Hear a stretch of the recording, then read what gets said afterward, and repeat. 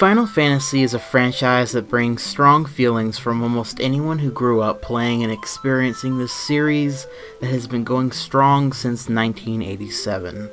I can personally attest that some of these games in this famous series are what got me into my favorite video game genre, JRPGs, and in many ways inspired me. But what is it about this franchise that continues to speak to people, garner so much excitement and passion? What's up with Final Fantasy? If you were to ask me to put it into simple terms, I would have to guess it's the complex storytelling, lovable and rich characters, vast worlds to explore, iconic music that is both beautiful and epic at the same time. And I'd be amiss in saying that these games create a sense of atmosphere that pulls you in and feels like you're sure to make good memories in. It's a weird sense of nostalgia that these games produce, even if you've never played them. If, however, you were to ask me to put it more simply than that, I would say that what makes Final Fantasy so lovable, relatable, and interesting is the way it conveys the emotion and philosophy of adventure. Allow me to ornate what I mean by that, by first saying that everyone's experience with Final Fantasy is a little bit different depending on what game you played first and which is your favorite, which, let me just say now, is often the same thing. What I mean is, while looking into what Final Fantasy means to people is harder than other series, as every game has its own batch of characters, plots, worlds to explore, atmosphere, and message that they wish to convey, be it love, friendship, or a look into the world around us. These games are full of individual lore and sense of pathos that may speak to one person more than another as well. So we have to pull past that to see what this great connector is between these games. Well, let's take a look at the very first game in the series, the one that started it all, back on the NES, to find out.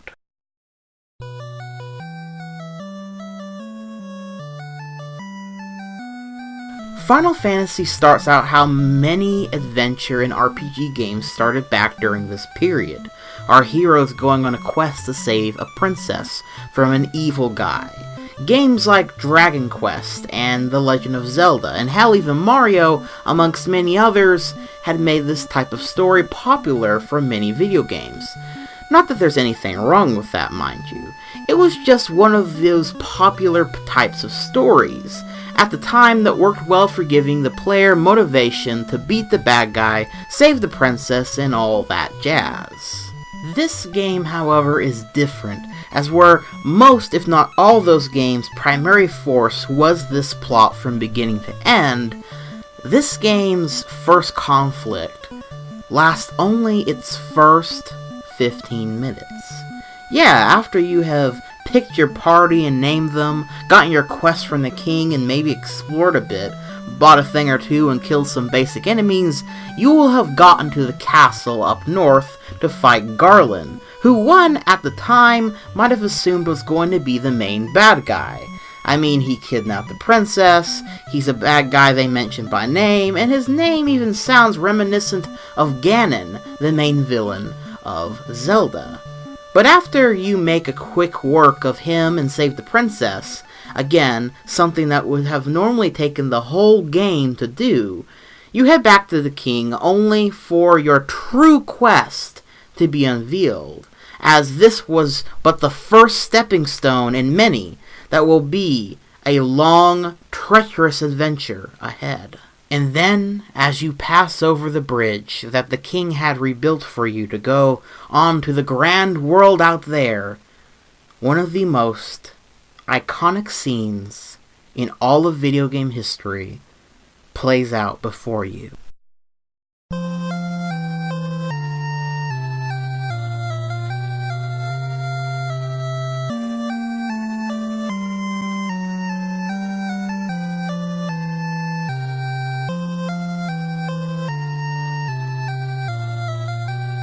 I can only imagine the sense of excitement, adventure, wonder, and maybe intimidation players at the time must have had back then as they passed that bridge and saw that text play before them. And you see, it's here we see what makes Final Fantasy, even from the very first entry, so intrinsically connected to strong emotions and sense of adventure, because it reveals in that feeling an almost childlike feeling of exploration and discovering the path before you. This game from the start tells you that it's not going to be your typical video game. It's something more. While I would say that yes, once you get past this game of course has its issues, and many ironically may say this story is rather cliche nowadays. But I think it's important to note that this was the game that created a lot of those cliches, and at the time was really something to marvel at. I think Final Fantasy, by design, has these moments that make you reflect on the game you're playing, or better yet, pulls you in with these moments.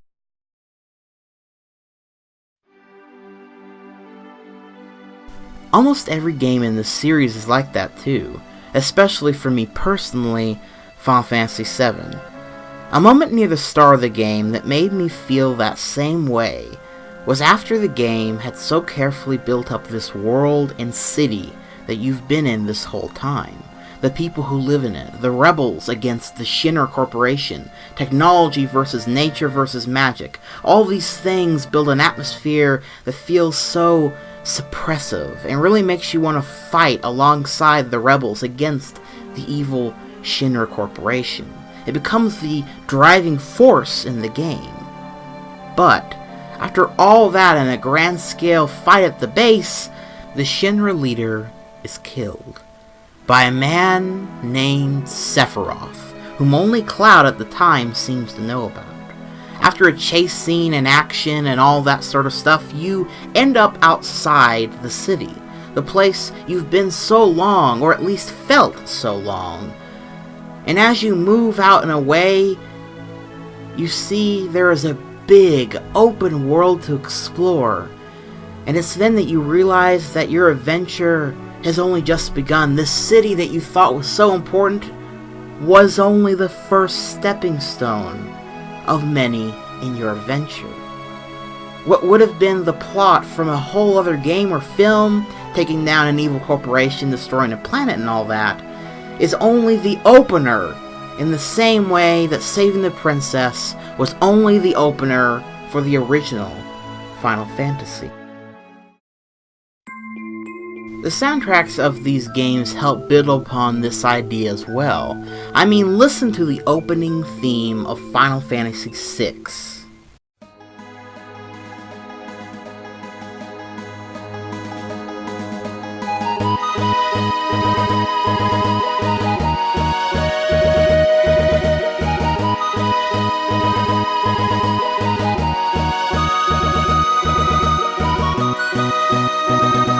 It so perfectly builds upon the scene of traversing the snow after the game has presented you with this world without any magic. Technology is taken over and an evil empire suppresses everyone under their rule.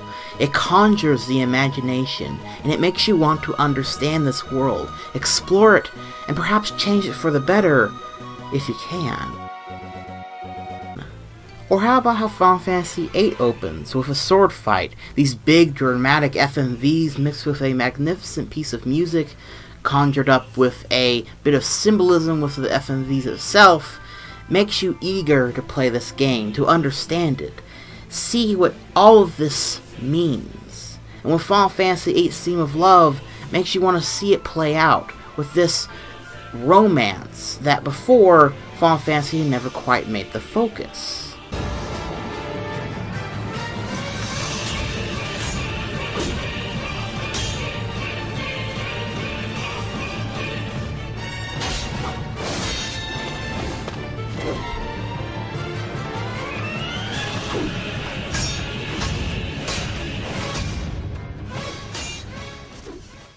Oh, and I'd be amiss to leave out some of the famous final boss themes. Perhaps if the beginning of the adventure is so impactful and interesting, there must be a payoff, a final epic conclusion to your adventure. After all, if Final Fantasy values adventure and the emotional connection between you and its world, then it would come to follow that its end would be the peak of its emotion, drama, and final send-off.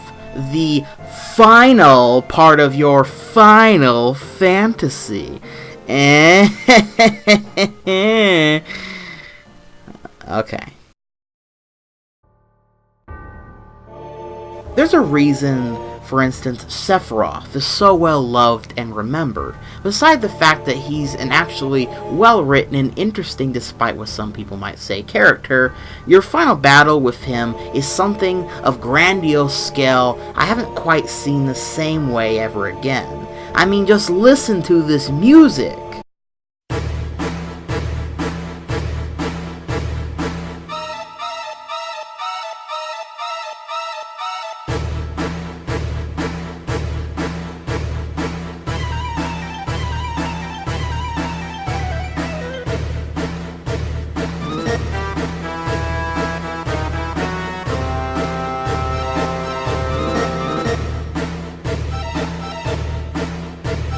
One-Winged Angel with Sephiroth flying with his god form that draws upon symbolism from religious imagery.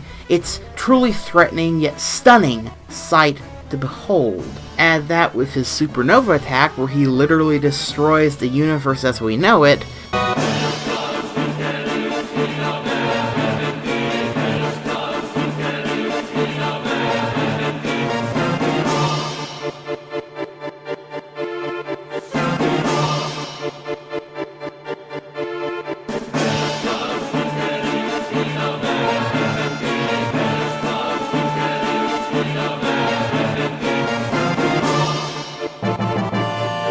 You got a pretty amazing final boss. And so too is the cinematic confrontation with Cloud taking him down afterward. It's truly satisfying. It's, again, this sense of grandiose scale finales. It's all part of the values of Final Fantasy's adventure.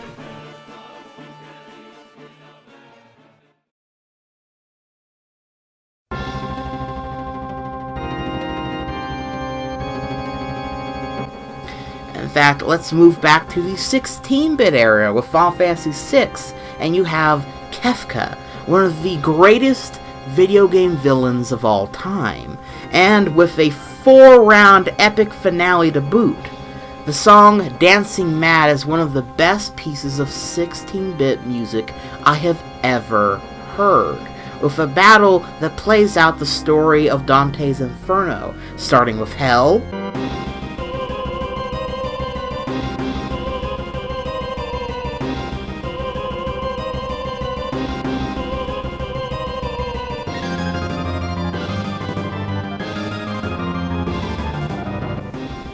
then Purgatory,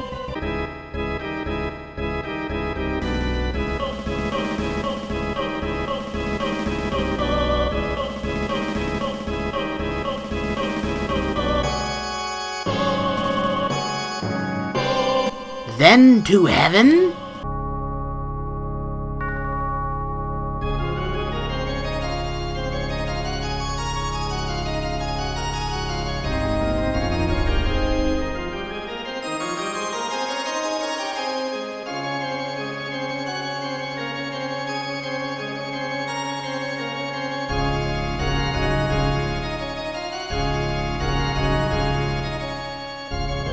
and finally to God himself.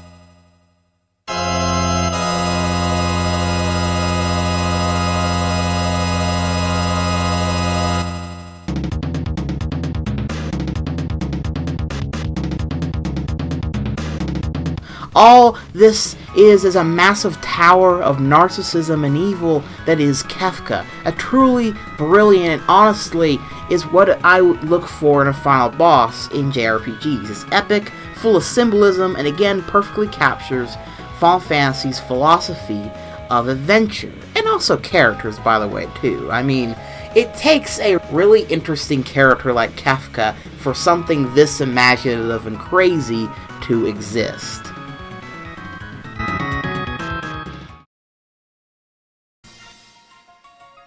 If your adventure is to end, then of course it would be with the biggest way possible.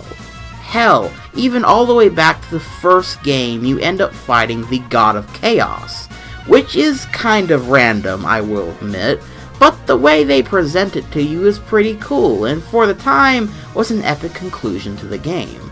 But I will say that later Final Fantasies did do a better job of building up their villains past the first game, for the most part anyway.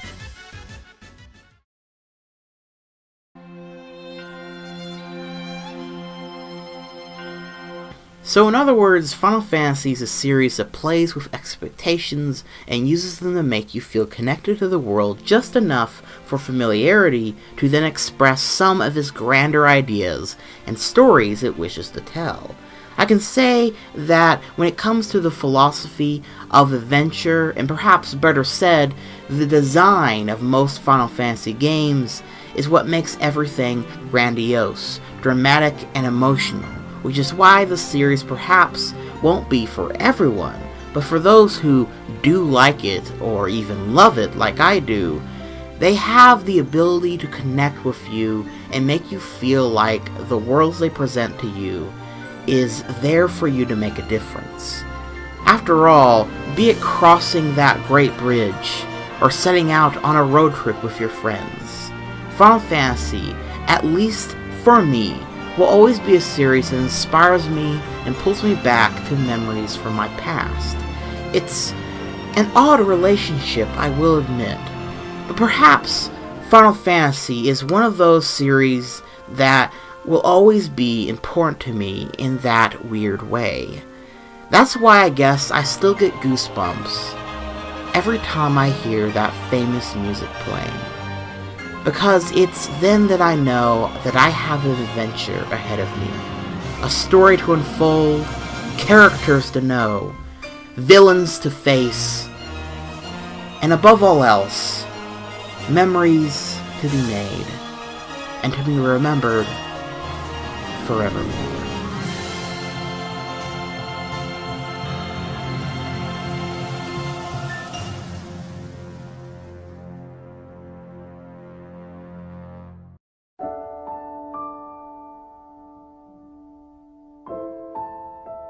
That's all for now, but if you're a fan of Final Fantasy, I'd like to know if you could relate with this video at all. It was a little bit more of a personal story, but I thought it would be kind of fun to make. And, what did you know, it was a lot of fun to make.